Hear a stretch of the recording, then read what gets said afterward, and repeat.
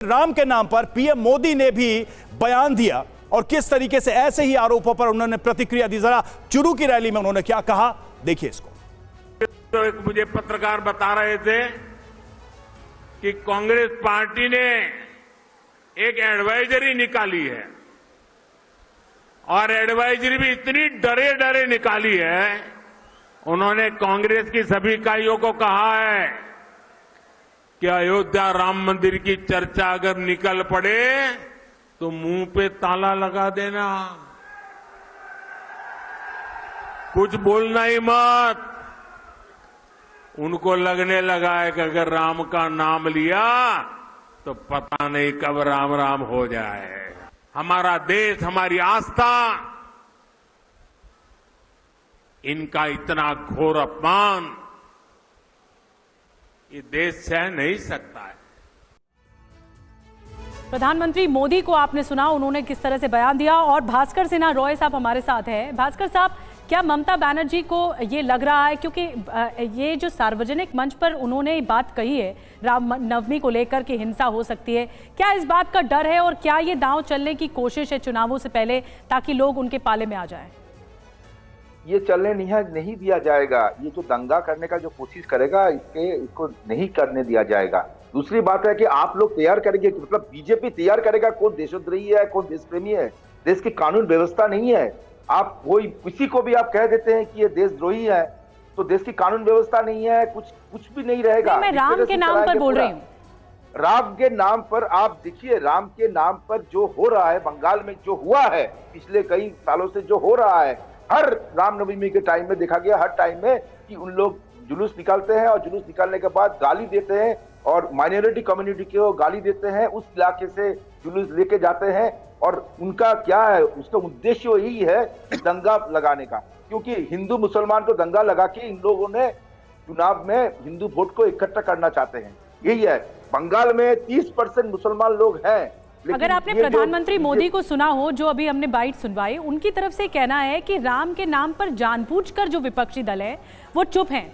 देखिए, एक तो डैमेज हो चुका है कि जब न्योता अस्वीकार किया गया कांग्रेस की तरफ से, लेकिन उनका कहना यह है क्योंकि चुनाव है इसीलिए राम के नाम पर चुप्पी साधे हैं। नहीं, राम जी को नाम को लेके जितना पॉलिटिक्स बीजेपी ने किया है ये हिंदुस्तान में और कोई नहीं किया। चलिए एक रिएक्शन लेते हैं। सौरभ सिकदर साहब काफी देर से इंतजार कर रहे हैं। सौरभ साहब, दो हमने बयान दिखाए हैं।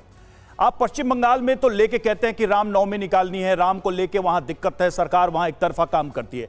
लगभग आप ही के जैसा लगभग वही बयान तो महबूबा मुफ्ती दे रही है, बस वो मुसलमानों के लिए दे रही है। क्या अंतर है उसमें? बंगाल में आप कुछ और कह रहे हैं, कश्मीर में वही आरोप आपके ऊपर, आप लोगों की सरकार के ऊपर महबूबा मुफ्ती लगा रही है। फर्क क्या है? क्या आप बताना चाहेंगे देश को और जनता को कि अंतर क्या है? वैसा ही आरोप है।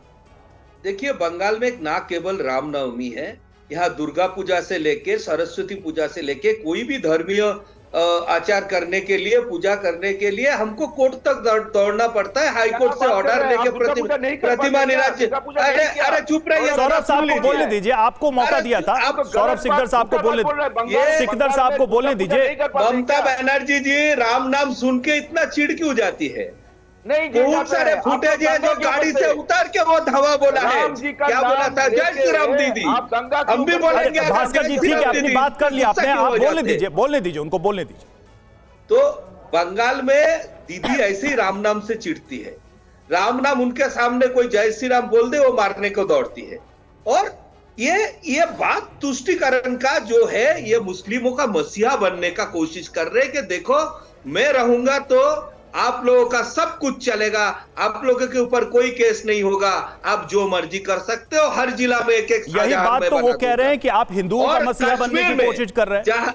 यही आरोप आपके ऊपर वो लगा रहे हैं कि आप हिंदुओं का मसीहा बनने की कोशिश कर रहे हैं। अब मैं कश्मीर में आता हूं। कश्मीर में जो थ्रेट्स है, जो लॉ एंड ऑर्डर का प्रॉब्लम है, वो तो बंगाल में नहीं है।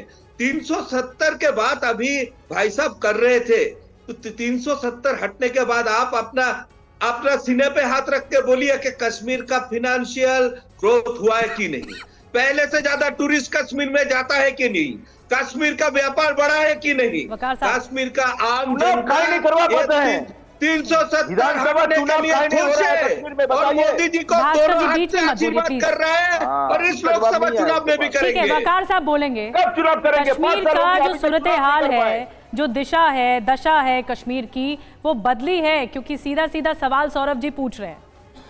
जी जी, देखिए 370 के बाद कश्मीर में ये बदला कि पीर पंजाल, जहां से मैं इस टाइम लाइव हूं आपके साथ, यहाँ कभी 25 साल में एक बुलेट नहीं चला, लेकिन 370 के बाद 52 सेना के जवान यहाँ मारे गए हैं, 15 सिविलियन हिंदू मारे गए हैं। इसके बाद कश्मीर के अंदर टारगेट किलिंग खुलेआम हुई, लेकिन इसके ऊपर बीजेपी वाले, आरएसएस वाले कभी बोलते नहीं है। ये कहते हैं जी हमने बस पत्थर रोक दिए। भाई टारगेट किलिंग तो हो रही है ना, पत्थर रोक दिए आपने, सेना तो के टारगेट नौजवान किलिंग वहां मारे पहले गए। नहीं होता था क्या वकार साहब?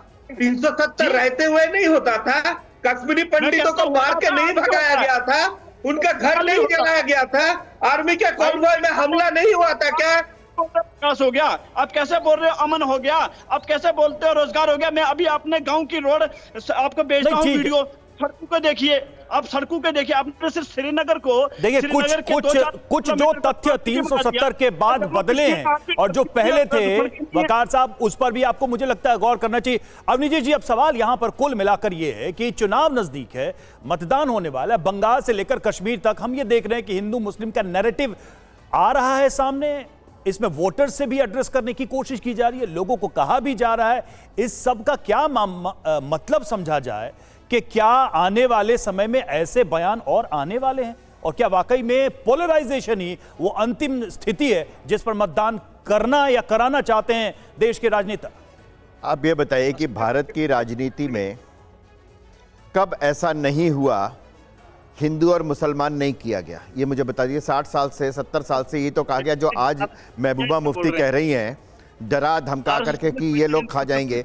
असलियत ये है कि इसी देश के एक जम्मू कश्मीर से घाटी से 5 लाख हिंदुओं को पलायन करना पड़ा, एक बार कोई नहीं बोला। बीजेपी की सरकार थी, जगमोहन ने किया इतने था। मंदिर तोड़ दिए गए, महबूबा मुफ्ती का एक बयान नहीं लेकिन आया, कुल एक भी मिलाकर- मस्जिद नहीं तोड़ी गई, अवनीश जी, किसी एक हिंदू ने कोई गन नहीं उठाई इसी सिस्टम ने। ठीक है। उसी सिस्टम में आप एक मुझे उदाहरण ठीक है, बता अवनीश दीजिए जी, जिसने कहा कि अवनीश जी, सिस्टम माफ की वजह कीजिए। से समय बहस का इतना ही था। हिंदुस्तान में समय जो समय माओवादिस्ट वकार है, साहब, माओवादिस्ट लोग क्या है? समय इतना ही था बहस का। चाहे मुसलमानों के हिमायती हो या फिर मसीहा बनने की कोशिश हो या हिंदुओं के मसीहा बनने की कोशिश हो, कुल मिलाकर बयानों के बाद राजनीति हिंदू मुसलमान वाली राजनीति ज्यादा देखने को मिल रही है।